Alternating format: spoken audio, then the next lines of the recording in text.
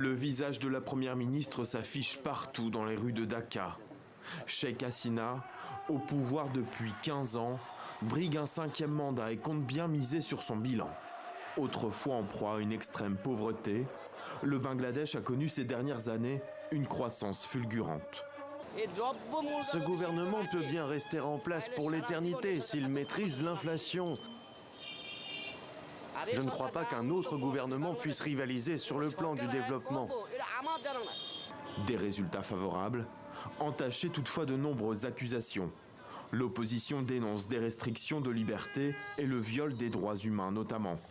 Depuis des mois, des manifestations d'ampleur pour réclamer la démission de la première ministre ont été réprimées.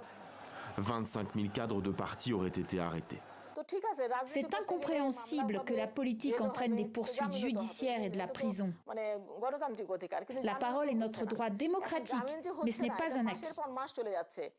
Conséquence, les partis d'opposition boycottent le scrutin et appellent à la grève.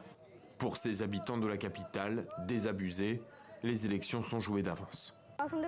Je ne vois aucun de mes candidats préférés. La Ligue Awami, le parti au pouvoir, est omniprésente.